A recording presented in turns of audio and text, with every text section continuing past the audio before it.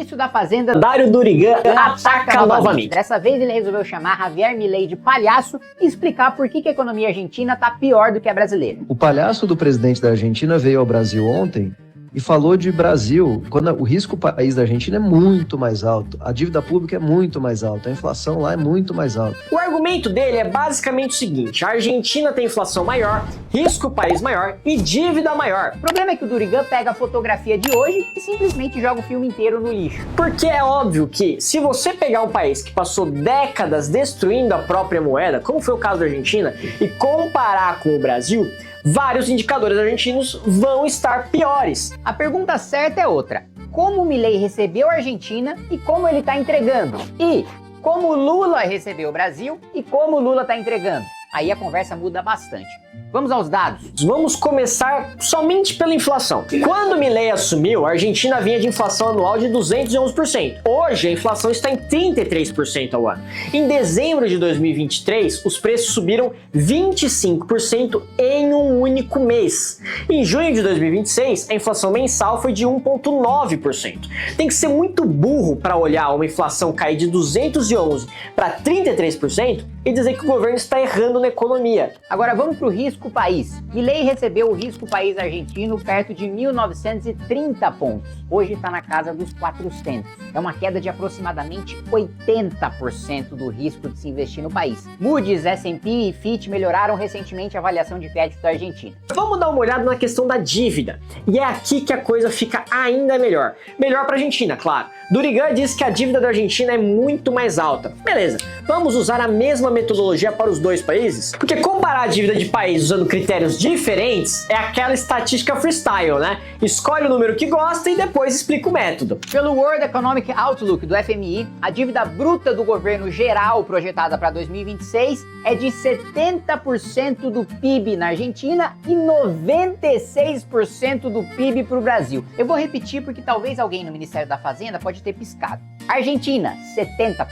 Brasil, 96%. Coloca bem grande na tela, editor, que é para enxergar. Então fica uma sugestão para a próxima vez. Antes de chamar o presidente dos outros de palhaço, talvez seja bom abrir o Excel. Porque dentro da metodologia do próprio Banco Central brasileiro, a história também não é bonita. Lula recebeu o Brasil com dívida bruta de 73% do PIB em dezembro de 2022. Em maio de 2026, já está em 81,1% do PIB.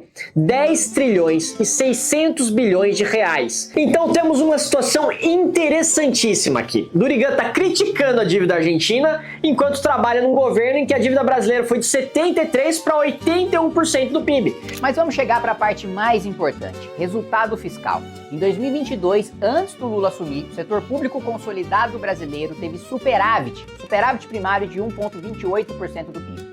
Nos 12 meses até maio de 2026, o Brasil acumulava déficit primário de 1,14% do PIB. Quando você inclui os juros, o déficit nominal chega a 9,62% do PIB. 8,48% do PIB é só juro. Quase 9% de tudo que o Brasil produz indo para juro. Aí alguém olha e fala: ah não, mas o problema não é fiscal. Tá bom, Cláudia, senta lá. Não é fiscal não. Deve ser um Itachi fazendo um genjutsu.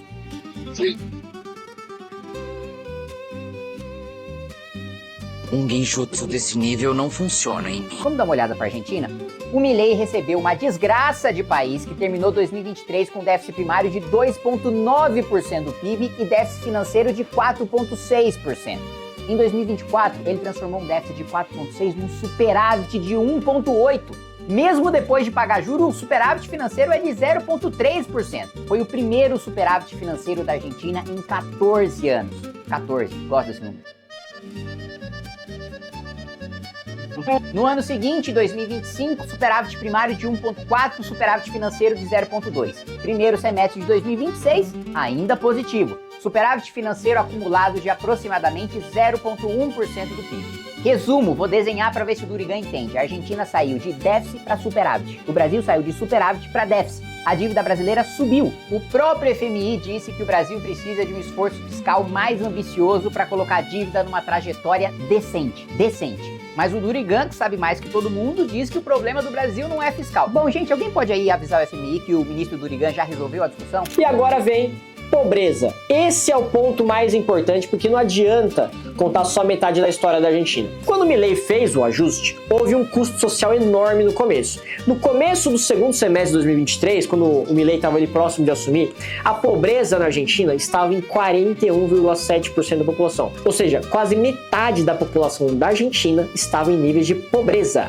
4 a cada 10 argentinos eram pobres, eram considerados pobres, estavam abaixo da linha da pobreza. No primeiro semestre de 2024, durante o choque inicial, esse número saltou para 52,9%, ou seja, superou a marca dos 50% da população argentina. Só que depois ela começou a cair. Primeiro para 38,1%, ou seja, já melhorou em relação àquilo que o Milei tinha pegado. E no segundo semestre de 2025, no ano passado, chegou a 28,2%, o menor nível oficial desde 2018. Comparando com o segundo semestre de 2023, são 13,5 pontos percentuais a menos. Então, aquele discurso de que o ajuste fiscal necessariamente condena permanentemente os mais pobres, começa a ter um pequeno inconveniente chamado realidade. A atividade econômica também sofreu no começo, mas logo depois se recuperou. Em 2025, só para vocês terem uma ideia, o Brasil cresceu apenas 2,3%, enquanto a Argentina estava crescendo 4,4%, ou seja, praticamente o dobro. Então vamos dar uma olhada na sequência argentina. Número 1,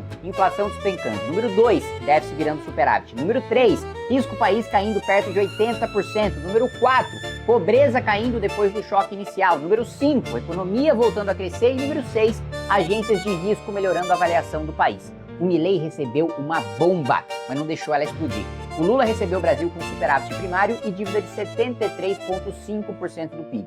Agora a gente tem déficit primário e dívida acima de 81% pela métrica do próprio Banco Central, antes que venha petista falar, FMI quer sabotar o país, blá, blá, blá.